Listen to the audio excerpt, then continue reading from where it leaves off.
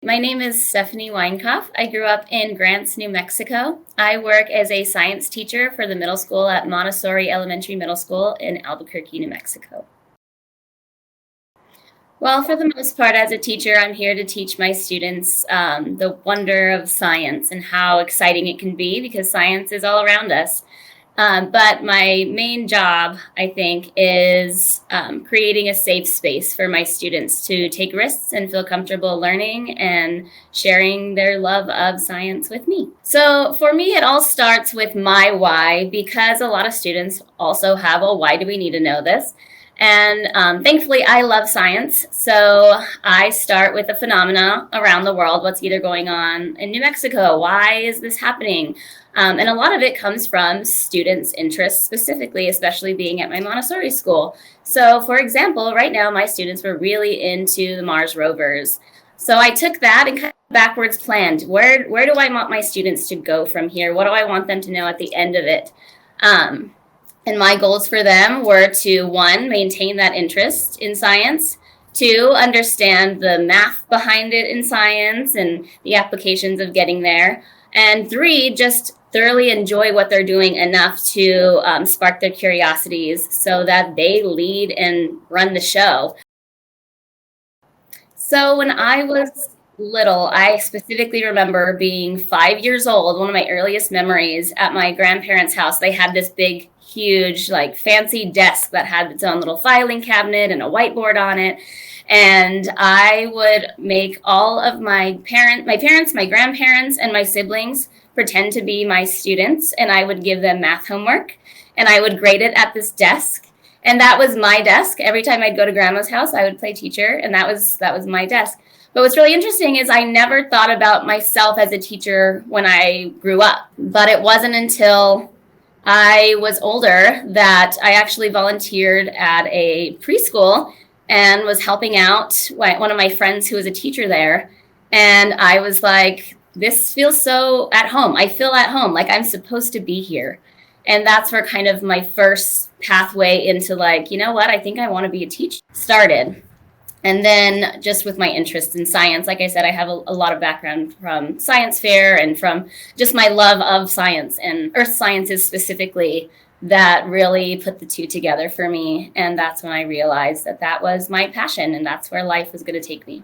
Through UNM, entered this program, and it was a cohort of teachers that also had the same thing in mind. They knew they wanted to teach a specific content. They knew they wanted to teach in like older grade levels or higher secondary education level. So we formed a cohort, and I actually got to go observe teachers in different schools at different grade levels, which was amazing for me because I actually got sent to a kindergarten class first, and it was great. They were so sweet, but it was a lot. Kindergarten teachers are phenomenal people. They do amazing things, but I was like, well, maybe that's not my fit. So I got to explore a lot of other grade levels, and I think a lot of people that go into teaching, there's a lot of people that don't stay in it. And for me, I think a lot of that is because they didn't get to observe or experience the different classroom styles at every grade level, at every school, because every person is so different, every teacher is so different, that it really took a lot of me observing multiple places to understand where I wanted to be. So I grew up in Grants, New Mexico, small town, high school, went to Grants High. I related to half the town and knew the rest because our parents were friends, and everyone knows everyone in that small town. And so there are a lot of benefits and there is pros and cons to that. But one of the coolest things was, I had a close relationship with a lot of my teachers, and my parents also had a close relationship with a lot of my teachers. So at the time as a teenager, that wasn't very cool because my parents always knew what I was doing, and I couldn't get away with anything. But at the same time, it was really good because being able to talk to my teachers and have that relationship with them, I could come into class and let them know, hey, I'm struggling with this, or I'm having a hard time, or trying to figure myself out in high school. It almost made it a little bit easier because I know I could go to those specific teachers to help me figure it out, help me, because I really wanted to succeed. I wanted to do well. My parents pushed me to not only succeed, but excel at anything I wanted to do, and they would support me along the way. They encouraged me to do any extracurricular activity I was interested in. I played soccer, tennis, basketball, swim team. I tried all of these things because I wanted to open up my worldview, especially coming from a small town. Your world seems a lot smaller. And then when you get out of that comfort zone and try all of these new things, you realize interests you didn't know you had or skills you didn't know you had. When I was, middle and high school, there was a lot of emotional things going on. I had a lot of struggles with other students. I was actually bullied a lot in school for a short amount of time. There was really hard times just trying to navigate that social part of life and figure out who I am. And the world can be a mean place sometimes.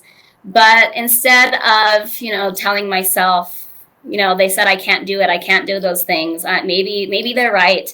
I had moments of that, but I used that to then think back and say, instead of not doing it, I think that's why I'm going to do it, because they're telling me that I can't, or I'm being made fun of for all of these interests that I have that they don't think are the cool thing to do, and it's really hard not to fall into that peer pressure.